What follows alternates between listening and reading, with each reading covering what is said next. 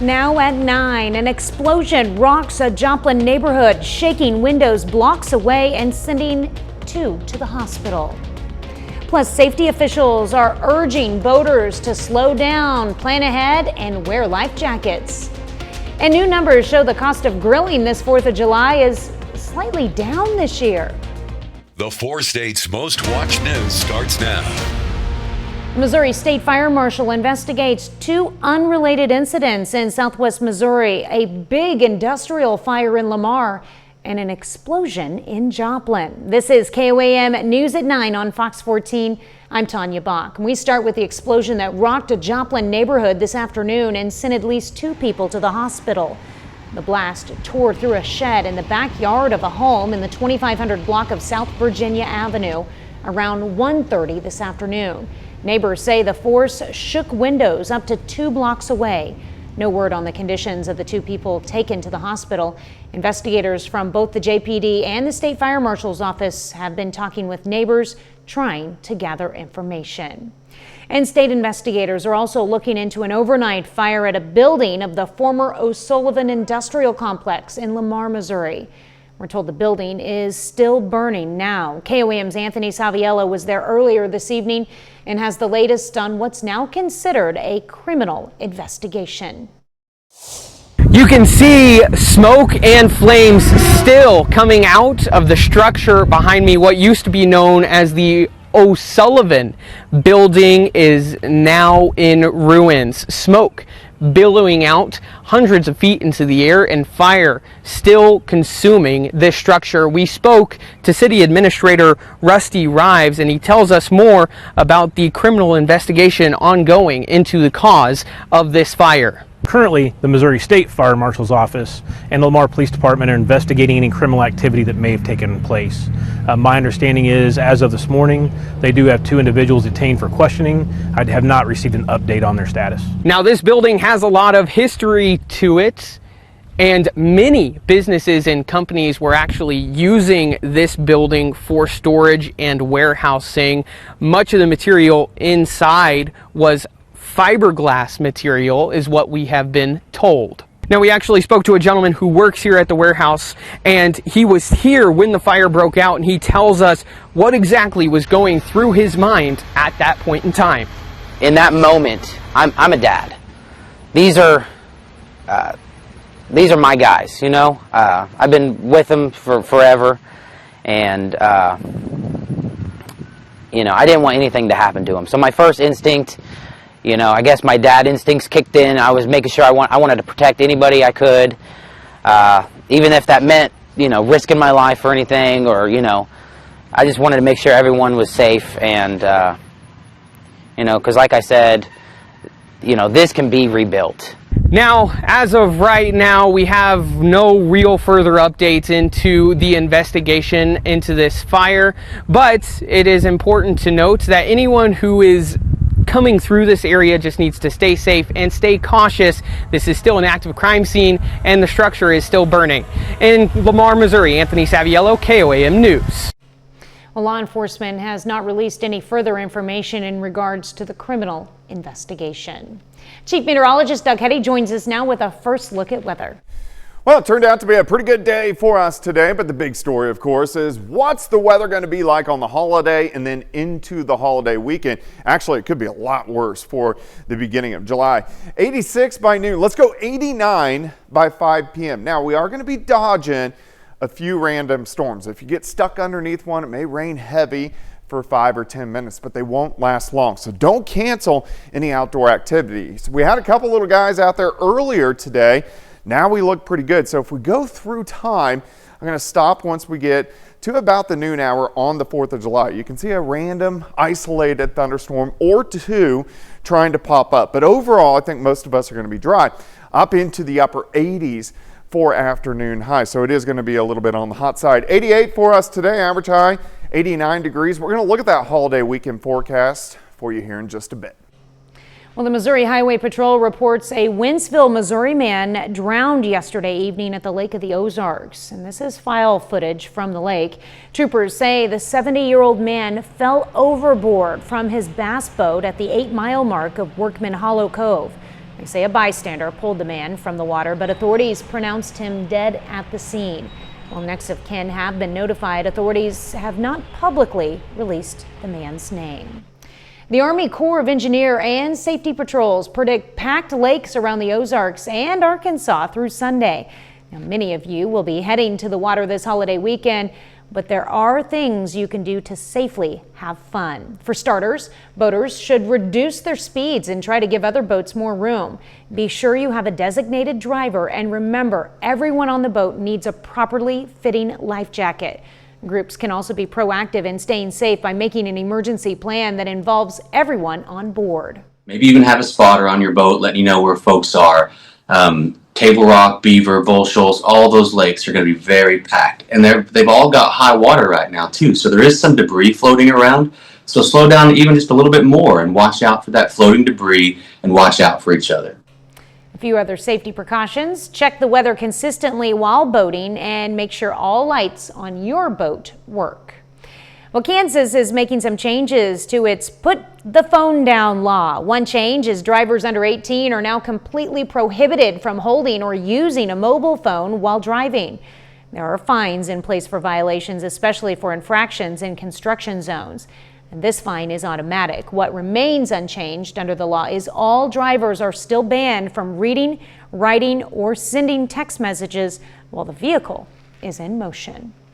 The Quapaw Child Care Development Fund hosts a creation station for all Quapaw children on the Pow-Wow grounds.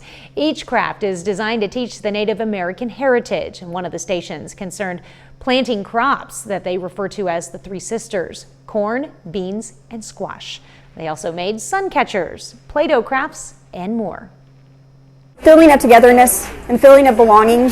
They need to feel like they belong to a group where they can feel like they can come in and be loved and taken care of and things like that. This event is just one part of the Quapaw Pow-Wow that's happening this weekend. Well, coming up, a booming fundraiser. A local fireworks station asks for donations in order to support its community. I'm Lonnie Walton in Nevada. I'll have that story coming up. But up first, grilling made easy. Experts share stress-free tips for your 4th of July cookout. Hosting a summer cookout usually requires serving up delicious treats from the grill, but instead of spending too much time stressing over flavor and seasonings, grilling experts share tips on how to simplify your barbecues ahead of the 4th of July. Ted Linder gives us a closer look. Hosting can be a lot of work, especially if you're the one who's also cooking. To keep things easy, so you can focus on having more fun, grilling experts, the Grill Dads, Ryan Fay and Mark Anderson, say the secret is letting the sauces do all the work. If you get a great sauce on there, that's what everybody's going to remember from the cookout, and you can let somebody else do the heavy lifting and then take all the credit. The duo says anything from meats to veggies can be jazzed up with a simple store-bought sauce. You know, people are like, oh, did you make your sauce? I'm like, no, man, if it ain't broke, don't fix it. Besides basting meats, you can also leave them bare and provide different sauces for your guests to add afterwards. As the ribs come off, people can choose their own adventure. You know, you can put out as many sauces as you want. Meanwhile, food safety experts say you'll want to keep the tasty items you make from getting people sick. According to the CDC, bacteria on food can multiply fast if left at room temperature, or between the danger zone of 40 and 140 degrees. Food can sit outdoors for a very short period of time, so usually we think about, for cold food, about 2 hours, and for our hot food, about 4 hours in time span. However, that is going to be shorter if our air temperature is greater than 70 degrees. A meat thermometer can also help ensure you're not serving anything undercooked. When we cook our hamburgers or any other type of ground meats, then we need to cook those to 155 degrees. Chicken, we need to cook that to 165 degrees. Ted Lindner, Fox News. Well, if your 4th of July plans have you staying in the area, but you're looking for something to do, don't worry, we've got you covered. Simply scan this QR code and head over to the KOAMNewsNow.com. Check out a list of Independence Day events right here in our area. You can find great food, great live music, great family fun, and plenty of fireworks shows. Celebrate the holiday right here in the 4 states.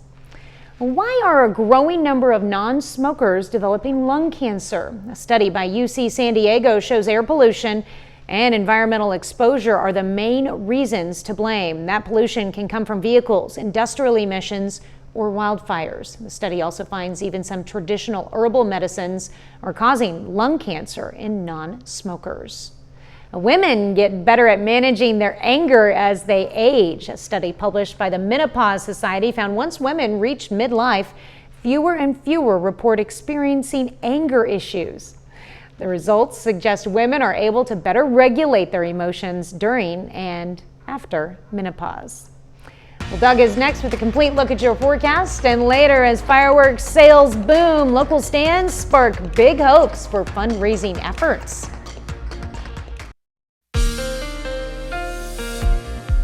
Well, it definitely turned out to be a nice Thursday for us today. Mostly sunny skies. There were a couple random isolated little showers out there earlier today, but as you can see, we look pretty good. It's going to be pretty quiet as we go through the overnight hours for us tonight. Let's walk through the holiday weekend as we go, well, of course, Thursday, Friday, Saturday into Sunday. Temperatures starting right around 70 degrees on your Friday morning. I'm going to go to about the noon hour. We do get a few clouds in here, and you can see a couple spotty little showers, maybe a random thunderstorm popping up. Again, if you have outdoor activities, don't cancel them. We're just going to dodge a few as we go through Friday afternoon.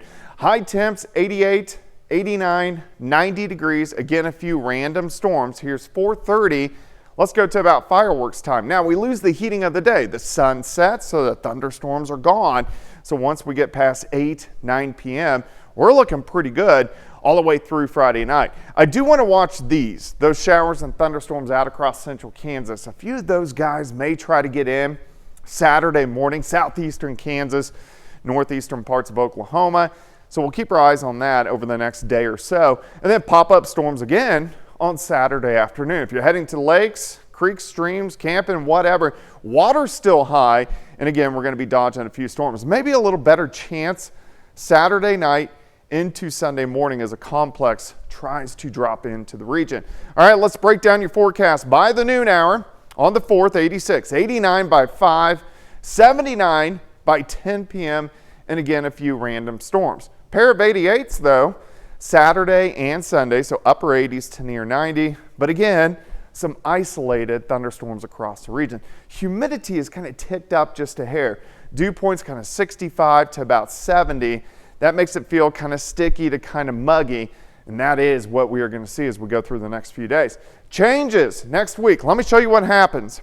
High pressure starts to build in out across the Rocky Mountains. So as this strengthens, so now we're Monday into Tuesday, we get these little waves that rotate around the high. I always call them ridge riders because it's a ridge of high pressure and it's riding around the ridge. What this will do for us is allow complexes of showers and thunderstorms to push in as we go through next week. So we are going to have a couple days next week that we do get some hit and miss storms across the region that we'll have to keep our eyes on. Could give us some decent amounts of rain, maybe an inch, maybe 2 inches as we go through about the next week or so. All right, Sunday afternoon, still some scattered thunderstorms across the region. You can see these batches trying to drop through. We're looking at Monday. Here's Monday afternoon. Temperature is pretty steady, near 90 degrees, but yeah, we're going to have those rain chances returning across the region. 89 on your 4th, 88s over the weekend. Again, we're going to have those pop-up storms. A little hotter for us next week. Humidity, probably have heat indices near 100. Actual temperatures into lower 90s for afternoon highs. Well, for many people, buying fireworks is part of their Independence Day celebration. And while that may be true, some local fireworks stands say it's more than that. KOAM's Lonnie Walton checked out 2 stands whose owners say they hope the holiday will be a boom for fundraising. We are back up and running. Christy Harold operates a fireworks tent at Nevada Speedway. Early this week, the tent was a victim of a huge storm. Now she says things are back in order. She says that's good for local vets who will be working at the tent. If you're sweating and working to build a new hall for our VFW here in Nevada. 50 to 57 years old is the building that they're congregating in now and meeting in. And so We're a little too small. We're starting to outgrow it. And she's not the only fireworks stand fighting to support her community. Travis Hurley from Water Gardens Ministries says all proceeds from his fireworks stand will help people get off the streets. Coming out of addiction and recovery programs, they come into this Forge campus, and then they have an opportunity over the course of 16 to 18 months to kind of set a new trajectory for their life. By the time they graduate, they've got their own place to live, they're off of all government assistance, they're fully employed, they're self-insured. Hurley says this program really works. We had 212 folks that came into shelter unemployed that left with jobs. Both Hurley and Harold want locals to have fun celebrating the holiday, but remember to put others first. Typically bring in about $10,000 a year because the community supports that, and that helps to make sure that at least one guy gets through the program. They gave so much, but yeah, they still keep giving. They still keep coming out here. Reporting in the 4 states, I'm Lonnie Walton, KOAM News. The Nevada Speedway will also be selling a $1 hot dogs tomorrow, and proceeds will go directly to local nonprofit organizations. Well, coming up next, the budget bill is passed. After a long, drawn-out debate, the House has passed President Trump's big, beautiful bill. I'm Rebecca Castor in Washington with the latest coming up. After a long night of arm twisting and a marathon speech today, Congress has officially passed President Trump's so-called big, beautiful bill just in time for his July 4th deadline. Fox's Rebecca Castor has the latest from Washington. The yeas are 218, the nays are 214. The motion is adopted. You could call House Speaker Mike Johnson a miracle worker after wrangling his party to pass President Trump's key legislative policy, the One Big Beautiful Bill. We are delivering on our promise to make America great again.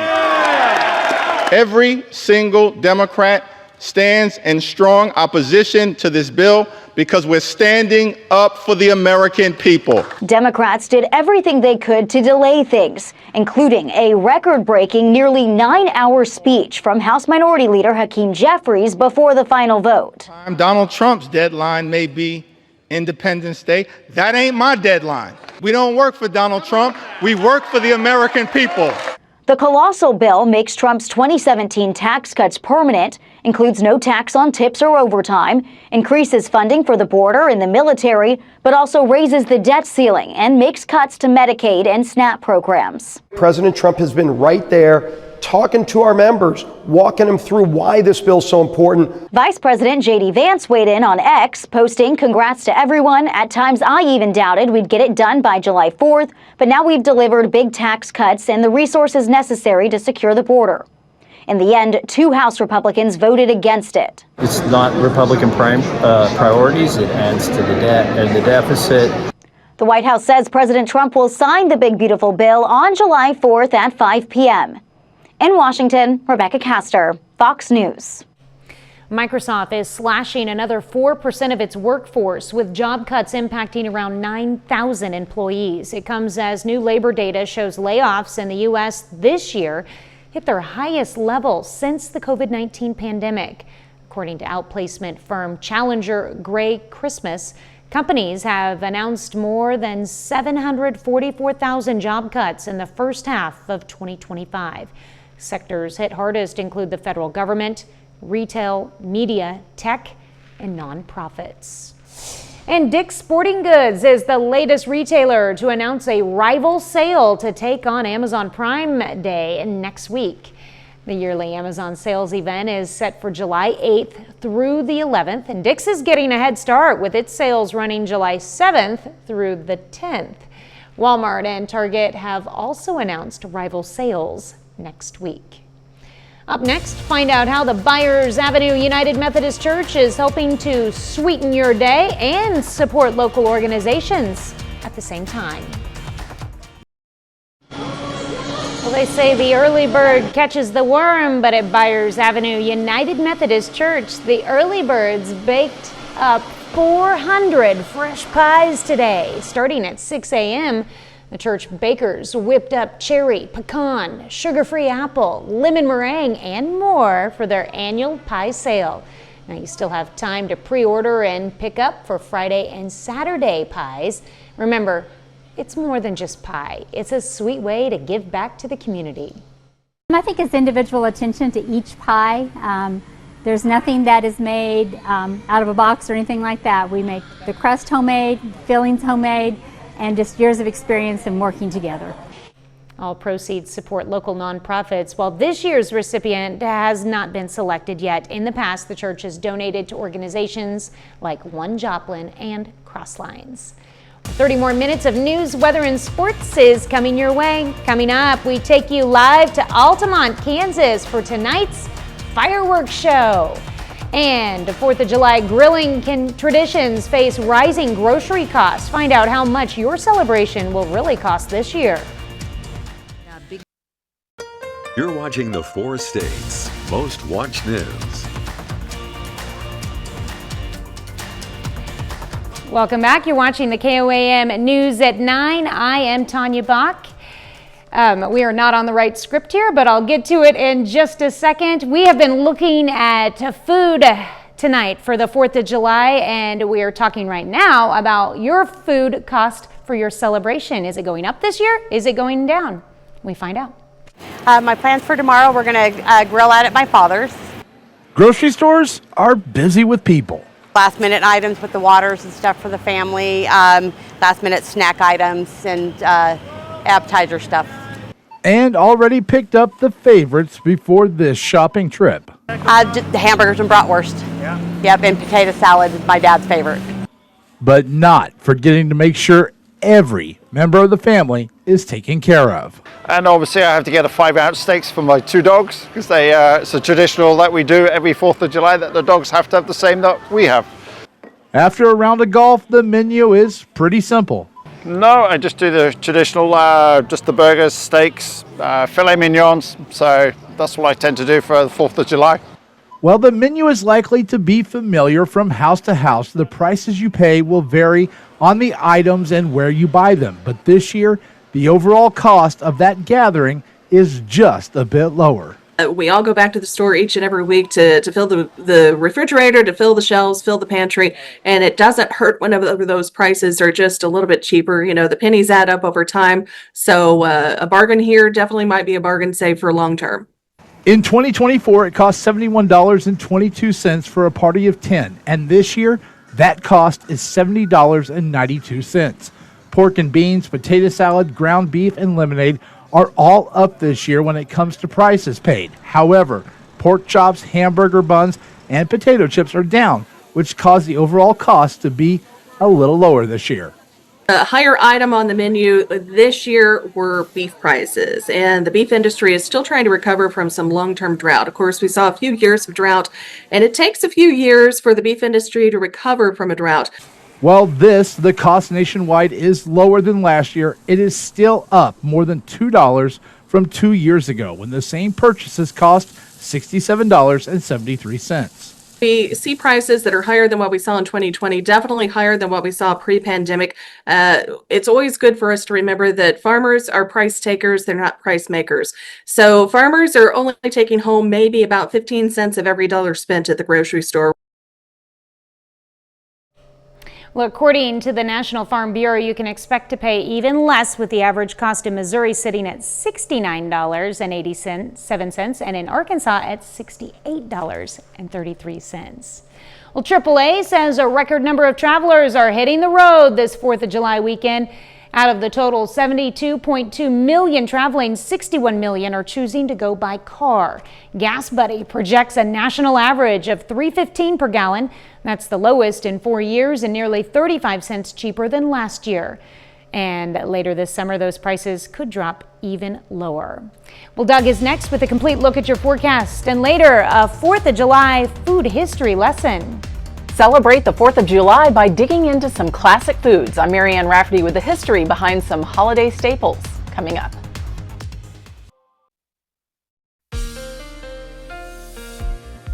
Well, it definitely turned out to be a nice Thursday for us today. Mostly sunny skies. There were a couple random isolated little showers out there earlier today, but as you can see, we look pretty good. It's going to be pretty quiet as we go through the overnight hours for us tonight. Let's walk through the holiday weekend as we go, well, of course, Thursday, Friday, Saturday into Sunday. Temperatures starting right around 70 degrees on your Friday morning. I'm going to go to about the noon hour. We do get a few clouds in here, and you can see a couple spotty little showers, maybe a random thunderstorm popping up. Again, if you have outdoor activities, don't cancel them. We're just going to dodge a few as we go through Friday afternoon.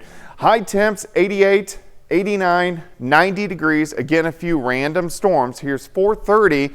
Let's go to about fireworks time. Now, we lose the heating of the day. The sun sets, so the thunderstorms are gone.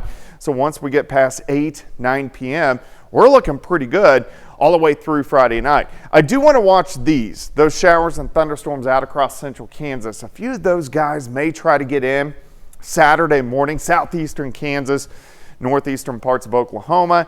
So we'll keep our eyes on that over the next day or so. And then pop-up storms again on Saturday afternoon. If you're heading to lakes, creeks, streams, camping, whatever, water's still high. And again, we're going to be dodging a few storms. Maybe a little better chance Saturday night into Sunday morning as a complex tries to drop into the region. All right, let's break down your forecast by the noon hour.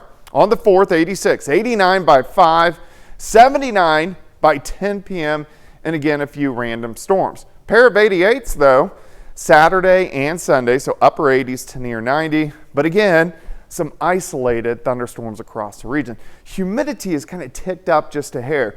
Dew point's kind of 65 to about 70. That makes it feel kind of sticky to kind of muggy. And that is what we are going to see as we go through the next few days. Changes next week. Let me show you what happens. High pressure starts to build in out across the Rocky Mountains. So as this strengthens, so now we're Monday into Tuesday, we get these little waves that rotate around the high. I always call them ridge riders because it's a ridge of high pressure and it's riding around the ridge. What this will do for us is allow complexes of showers and thunderstorms to push in as we go through next week. So we are going to have a couple days next week that we do get some hit and miss storms across the region that we'll have to keep our eyes on. Could give us some decent amounts of rain, maybe an inch, maybe 2 inches as we go through about the next week or so. All right, Sunday afternoon, still some scattered thunderstorms across the region. You can see these batches trying to drop through. We're looking at Monday. Here's Monday afternoon. Temperature is pretty steady, near 90 degrees, but yeah, we're going to have those rain chances returning across the region. 89 on your 4th, 88s over the weekend. Again, we're going to have those pop-up storms. A little hotter for us next week. Humidity, probably have heat indices near 100. Actual temperatures into lower 90s for afternoon highs. You don't want to talk about those heat indices. Well, still ahead, several local wrestlers prepare for Junior Nationals in North Dakota. Plus, the Joplin Outlaws look to finish off a series sweep of the Sherman Shadowcats. John Dales has those stories and more up next in sports. Hey, welcome into sports. I'm John Dales. The 2025 Wrestling Junior Nationals take place next week in Fargo, North Dakota, and several of our local wrestlers from Southeast Kansas have earned spots there. They'll be making the trip to the Fargo Dome to compete against the best of the best. It's a really good experience. It's something I've never done before. I've never done something this big before, so that's new. It gets me out of my comfort zone, and Andy's really been talking about how there's a lot of colleges there, so like you get seen by all these colleges and you get all these opportunities. I get really excited because it's just more opportunities to be able to wrestle better girls and just grow in the sport and learn more about it. Exposes me to more things that I haven't seen and just puts me up against better competition. I hope that everything that I've been practicing for, like I do some of the stuff that I've been wanting to do, like a lot of the moves. I'm just excited to get some summer wrestling in to prepare me for the season. I feel like if you're doing stuff over the summer, you're definitely going to get better. I hope it's going to benefit my wrestling season, my high school career. Well, the people who aren't doing it aren't getting like the work in. And if you are doing that, you're getting extra time in and doing extra. Switching gears to collegiate summer baseball, the Joplin Outlaws just keep on winning. They've got 7 consecutive victories entering tonight. Outlaws looking to make it 8 in a row. They take on the Shadowcats.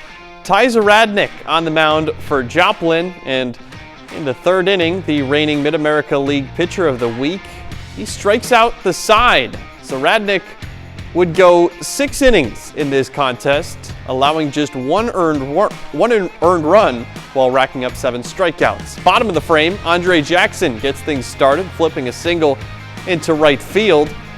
And he would then steal a couple of bases to get to third. Then Rayvon Morgan flies one to no man's land in the outfield. That is going to drop in.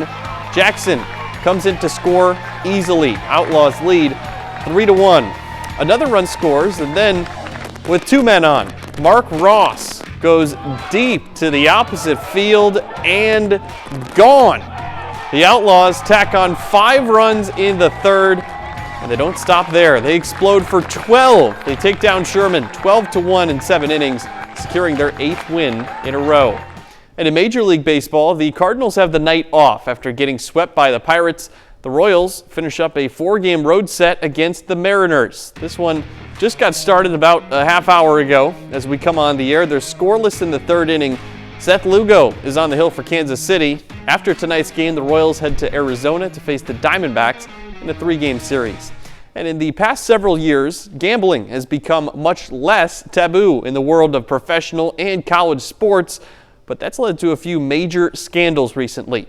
According to ESPN's Jeff Passan, Major League Baseball has begun an investigation today into Cleveland Guardians pitcher Luis Ortiz after a bet integrity firm flagged 2 separate pitches for unusual gambling activity.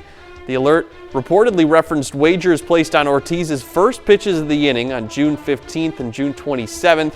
Both of those pitches were well outside the strike zone. MLB placed Ortiz on non-disciplinary paid leave through July 17th. This comes in the same week that federal authorities have begun an investigation into Detroit Pistons guard Malik Beasley on allegations of gambling on NBA games as well as prop bets. Multiple financial issues and lawsuits have come to light regarding the 28-year-old, including failure to pay rent on his high-rise apartment in Detroit. And that's just kind of one of those things that you feel like the more that gambling is going to become mainstream, things like this just might end up happening. Wow. Well, what a better way to end your sports segment than with live fireworks. And that's what we have going on right beside you here in the city of Altamont. Courtesy of the city of Altamont and the Altamont Fire Department, we have a fireworks show tonight. It's at Lebec County High School is where we're set up. And they'll be going until about 10 o'clock tonight, so you still have a chance to get there. We'll be right back.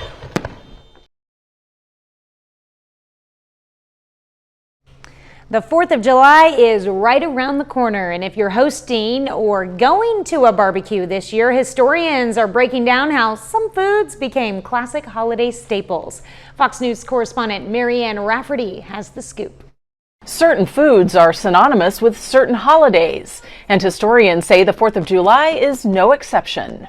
Although the Declaration of Independence was signed in 1776, 4th of July didn't become a national holiday until after the American Civil War in 1870. According to Professor Troy Bickham of Texas A&M University, hot dogs quickly became a fan favorite, with the version we know today stemming from sausages brought over by German immigrants during the 1870s. The Chicago World's Fair in 1893 brought about the popularity of what we might call the modern hot dogs. The type of sausage was called the Dachshund sausage, named after the dog. So it isn't a big jump to kind of shorten that into a simple hot dog. German immigrants also helped popularize this 4th of July side. Now there's a lot of different ways to eat potatoes, but it's the German way is what became the basis of the ubiquitous potato salad in America. When it comes to the dessert table, you can bake an old school classic like apple pie. There are a few things more American than apple pie. But experts say you can thank the invention of modern refrigerators for inspiring new holiday treats. The red, white, and blue dessert. Often it's red comes from strawberries and raspberries, blue from blueberries, and white from something that would be a mixture of cream or Cool Whip or cream cheese. This doesn't come about, however, until the 1950s. Meanwhile, the National Hot Dog and Sausage Council estimates Americans will eat 150 million hot dogs this 4th of July. I'm Marianne Rafferty, Fox News. Well, Keanu Reeves hits the fast lane, hosting a new docu-series on building the Cadillac Formula One team from the ground up. That's up next. in Hollywood Nation. Keanu Reeves fuels up a new docu-series, and The Bear keeps its doors open for business. Fox's Ashley Dvorkin has the latest in today's Hollywood Nation. We are not bodyguards, we are intermediaries. Ahmed plays with danger, Reeves shifts gears, and The Bear stays open for business in the Hollywood Nation. It's hard and it's brutal. The Bear is still cooking, and FX wants another helping.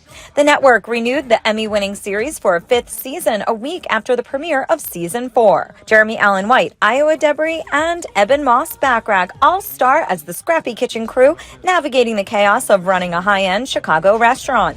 Season 5 is expected to serve up new episodes in 2026. Keanu Reeves is putting the pedal to the metal. He'll host and executive produce a new docu-series about the creation of the Cadillac Formula One team. The show will chronicle what it takes to build a brand new American F1 team from the ground up, following their high-speed journey to the 2026 season opener in Melbourne, Australia.